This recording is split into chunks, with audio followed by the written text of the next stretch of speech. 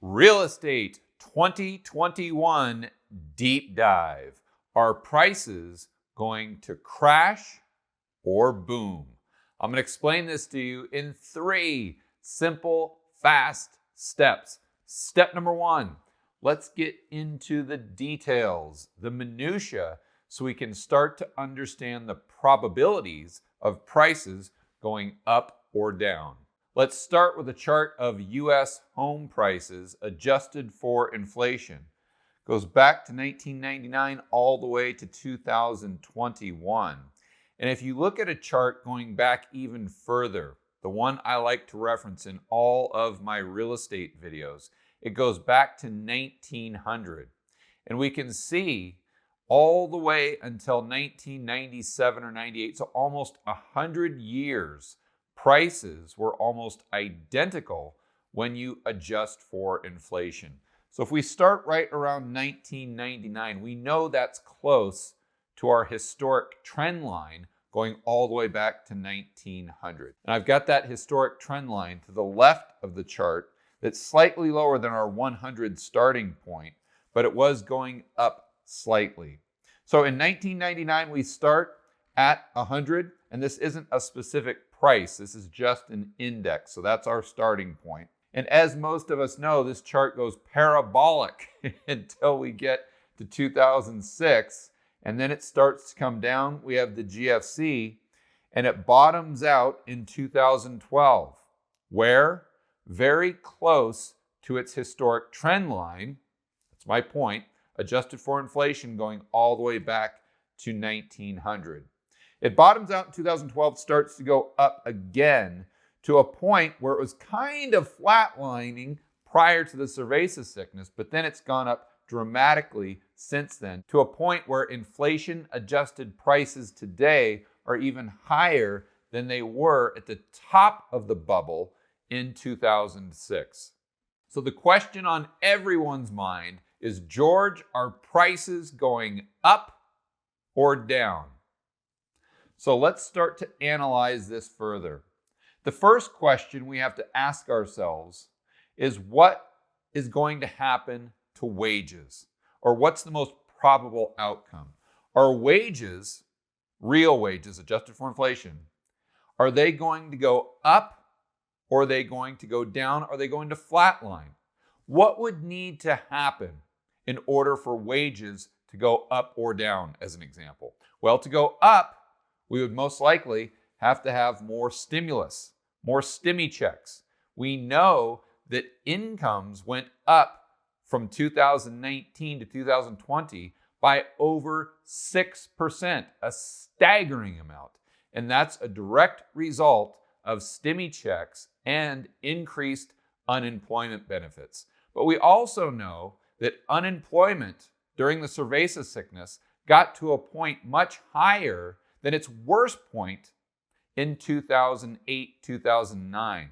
Therefore, left to its own devices, the economy would want to deflate, as in asset prices would want to come down in nominal terms. But of course, we have the interventions of the central planners themselves. A lot of different cross currents. The next thing we need to ask ourselves is, what is going to happen to the expense side of the average Joe and Jane's profit and loss statement, if we look at them as a business? Or more simply put, what's going to happen to their expenses, the expenses of the average American? And the reason I bring this up is because everyone talks about stimmy checks and incomes going up while unemployment has gone up as well, and how that's distorted the economy. But they never really point out that the expenses for most people, or a lot of Americans, have gone down by, call it 30%, because we have a rent or a eviction moratorium. So a lot of people aren't paying their rent, and we have a mortgage payment forbearance. And housing costs are usually about 30% of an individual's expenses every single month. So incomes have gone up, expenses gone down. It's no wonder that we've seen home prices go up dramatically during the cerveza sickness. Another thing that we have to take into consideration are interest rate cycles. Most of us have been an adult or a working adult in an interest rate cycle where rates are always going down. Since 1981, rates, or the Fed funds rate, has gone from, say, 20% all the way down to 0. But interest rates are cyclical. They don't go up forever, nor do they go down forever. And usually they happen in cycles of 20 to 40 years, or over 40 years in this most recent cycle. So at some point in time, who knows whether the cycle has already shifted or it's going to be in 6 months, 5 years, we don't know. But what we do know is every day we're getting closer to that cycle shifting and interest rates starting to go up for the next 20, 30, or 40 years. The next thing we need to think through are demographics. I know a lot of you watching this video are going to say to yourself, oh yeah, George, I get it. I get the whole demographic thing. We're turning into Japan. Nothing new to see here. But trust me, you haven't thought through the extent to which this is a problem. And nobody in the media on CNBC, Bloomberg, YouTube, podcasts, etc., are talking about this problem. So let me share it with you right now. If you study human psychology and the differences between men and women, and yes, there are differences. I know for some of the millennials watching right now, they'll be shocked to know that there's actually a difference between men and women, but there is. And there's a difference in the way we make decisions, especially about the decisions as to who we want to marry or start a household with. And hopefully that word or that phrase rings a bell. Household formation is really important to the demand side of the equation when we're talking about real estate prices going up or down. So check this out. Of the last 20, 30, 40 years, we'll call it, female wages, incomes, and education has been going up. And a lot of people would argue that's a good thing. I think it is.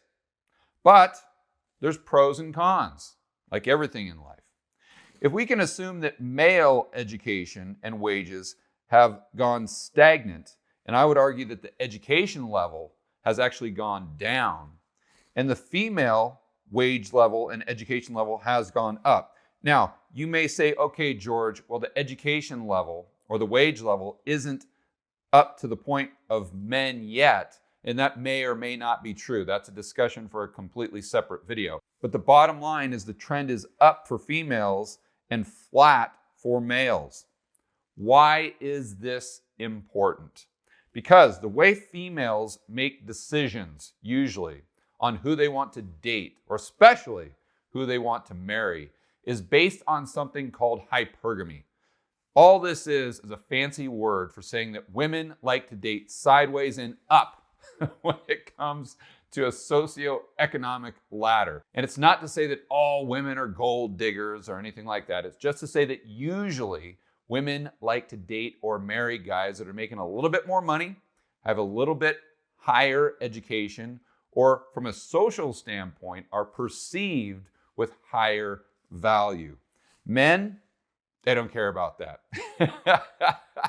And to give you an example of this, just find a girlfriend of yours who's making $100,000 a year and ask her, after a couple glasses of wine, so she's being honest, if she would date a guy that works at McDonald's. She's going to say absolutely not. Now go ahead and find a guy that makes $100,000 a year and ask him if he'd date a gal that works at McDonald's. You're going to get two completely separate answers. Here's my point.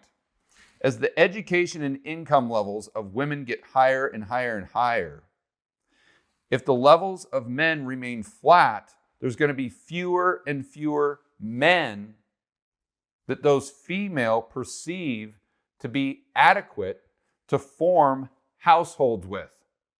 Therefore, the amount of household formation is going to go down. If the amount of household formation goes down, then that is a huge headwind to the real estate market in general, the demand side of the equation.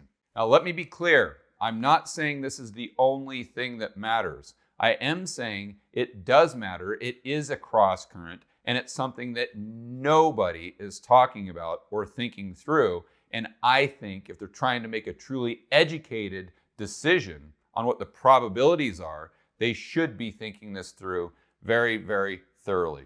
The next thing we come to is the supply side of the equation. We know that supply is very low right now for a variety of reasons. So the first question we have to ask is what's going to happen in the future with mortgage forbearance?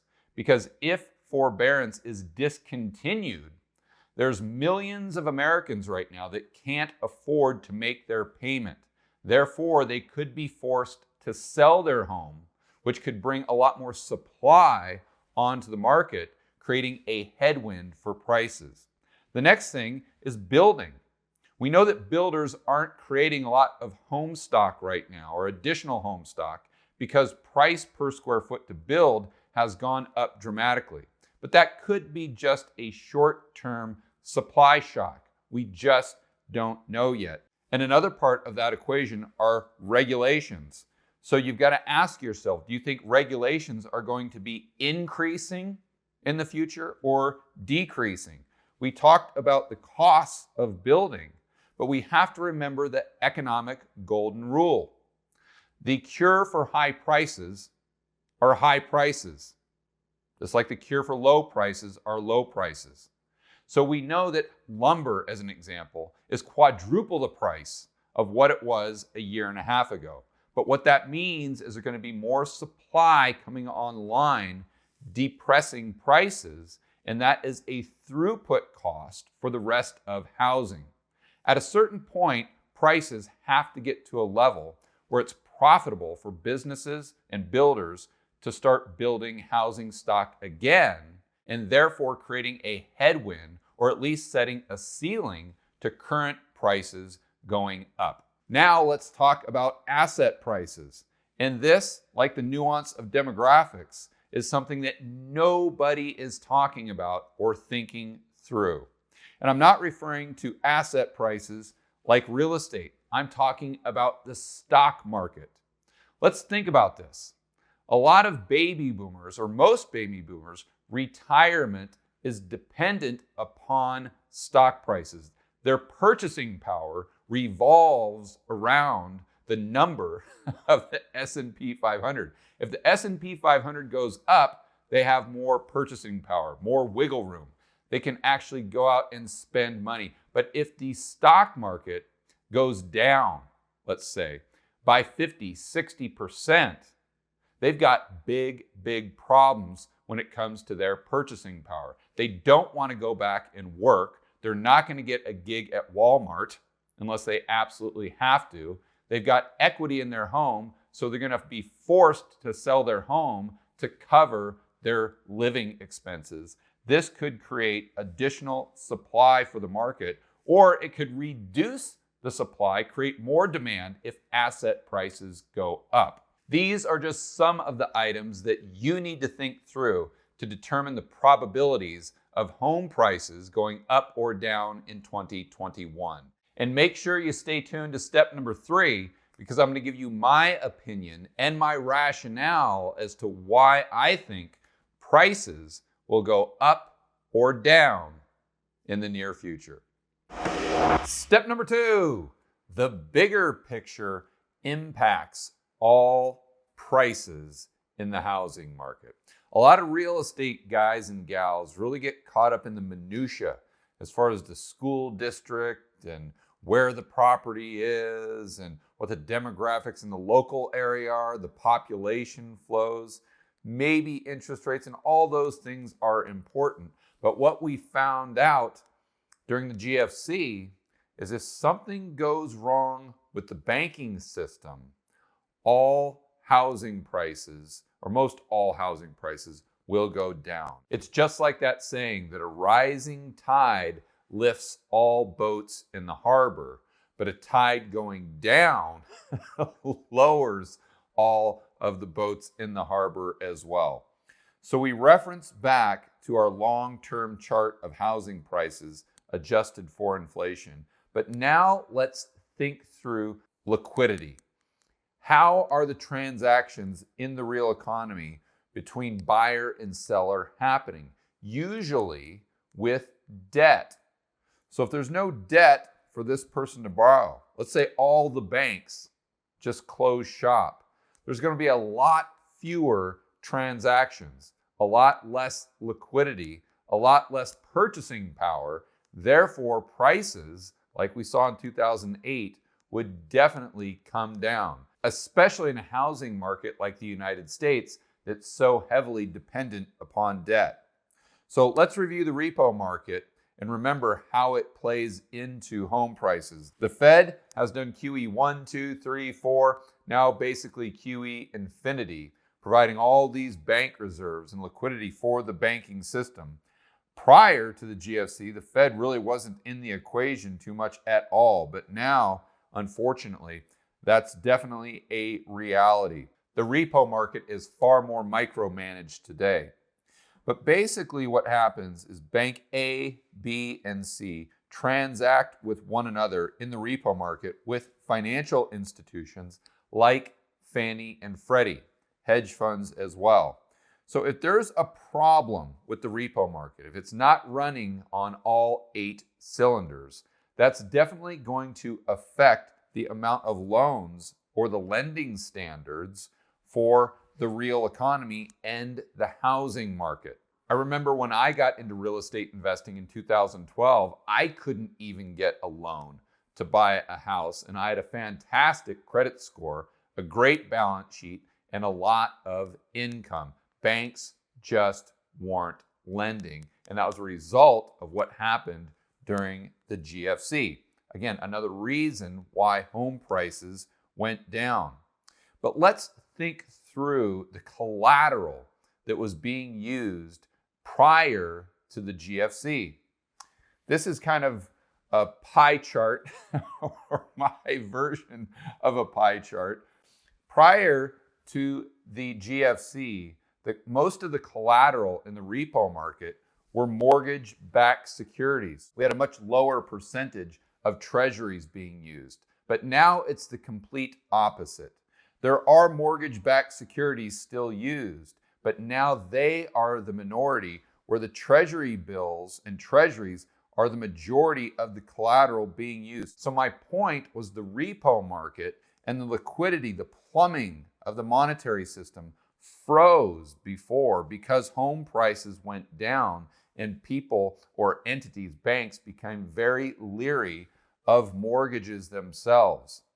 But now, even if home prices went down, it probably wouldn't affect the liquidity in the system, the plumbing, the repo market, to the same degree because there's not as much collateral being used that's tied to housing. So just to recap, prior to the GFC, the majority of collateral being used, mortgage-backed securities. So when home prices went down, none of the entities wanted the mortgage-backed securities for collateral anymore. This froze up the market. Because the market froze up, it drove housing prices down even further. It creates this doom loop where housing prices go down. It creates less liquidity, which drives prices down even further. But today, it's a little different. Because treasuries are the majority of the collateral being used, if the home prices go down, it wouldn't create the same type of doom loop scenario. Today, a failure in the banking system could create a crash in the housing market,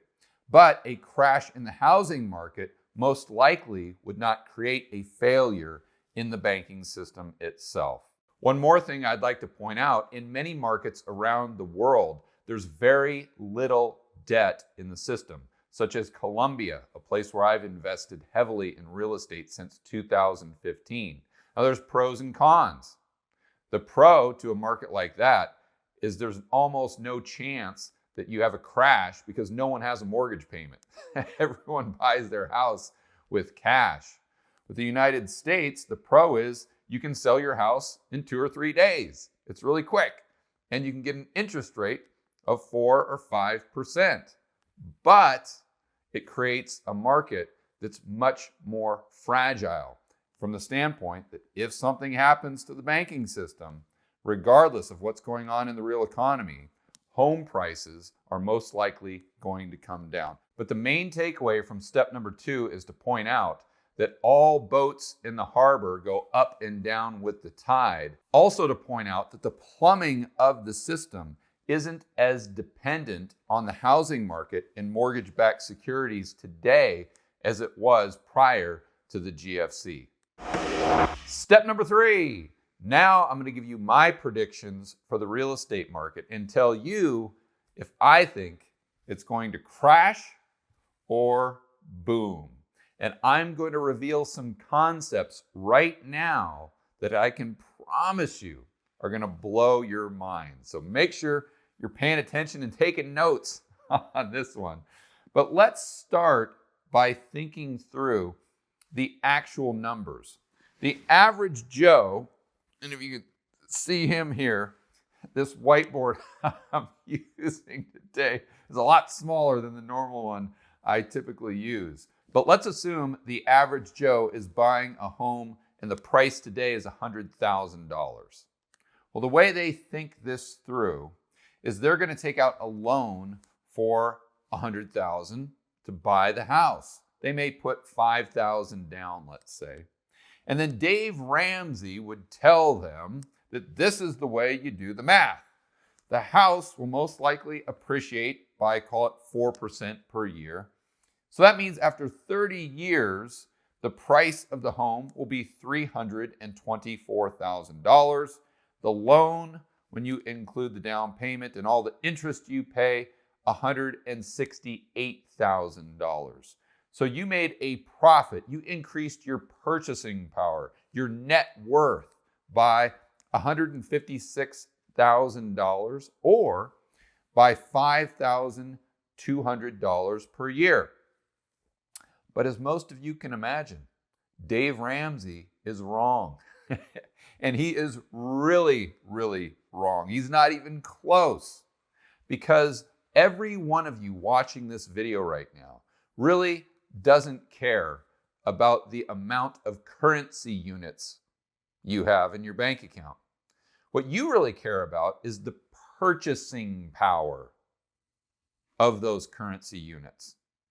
So regardless if the home price goes to $324,000 or $324 million, it's all about the amount of goods and services you can buy if you sell your home. So instead of seeing things in terms of nominal prices, let's readjust our thinking and look at them in terms of actual purchasing power. Same time frame, 30 years, but let's assume that the home appreciated by 4%. And the reason I use air quotes is because, as you can see from this chart, it always reverts back to that historic trend line adjusted for inflation. So home prices really don't appreciate, they really inflate. They just go up with inflation, but more on that later. So the home price went up by 4% per year, but during that time frame, we had an average of 4% inflation. And most of you watching this video right now would assume that 4% number is definitely reasonable. So we start with the same price, $100,000, but now it's $100,000 of purchasing power. At the end of 30 years, if the price went up by 4% per year, we had 4% inflation. The purchasing power is still identical, $100,000, even though the nominal price of the home went to $324,000. But what's interesting is what happened to the purchasing power of the debt, or the purchasing power of those currency units, those dollars that you were using to make those monthly mortgage payments. The purchasing power of the debt, even when you include the interest you paid, $168,000 in total with the down payment, went to $49,000. So call it $50,000. So there's a delta of $50,000 between the amount you pay back and the actual purchasing power of your home. But notice, you didn't increase your purchasing power by the home price going up. You didn't make money on the home, in other words. You made money on the debt by paying it back in devalued dollars over time. This is the mind shift that I want to encourage all of you to practice in the future. And how much purchasing power did we increase per year when we look at the real numbers, not the Dave Ramsey numbers? It definitely wasn't $5,200 per year, only about $833 when you actually look at where you're making the money on the debt and consider the fact that you're paying the loan back with dollars that have different value almost literally every single month that you're making a mortgage payment. Whoa, time out. I know most of you that are really paying attention probably looked at this $833 per year number and said, wait a minute, George, if you take roughly 50,000 divide by 30, it doesn't give you 833, and you would be correct. But remember, like I just said, you're not paying the loan back with dollars that have the same amount of value or purchasing power. So you would only increase your purchasing power by $50,000 if you made all the payments in the dollars valued at the end of the 30 years. So you got to get creative there. But whether this number is precise or not, I just basically took the 50,000 divided by 2 and then divided by 30. And you mathematicians can tell me if I'm right or wrong, but really it's about the concept, which hopefully you guys understand. It's not about the detailed numbers. So what are my predictions for the housing market? Is it going to crash or is it going to boom? Well, the market I focus on specifically are starter homes because these are the properties I like to buy to rent them out for cash flow. So pertaining to starter homes, I think when you look at all the cross currents we discussed in step 1 and 2, over the next year, housing prices most likely will go up. And I want to stress, there are no certainties, there are only probabilities. So you need to determine the probabilities for yourself and what you think on your own using the information and the concepts we've discussed in this video. Long term though, I think housing prices on average across the United States have to come down. Why? Because of the chart that we used in step number 1. This trend line has existed because of incomes and inflation, which makes a lot of sense, going all the way back to 1900.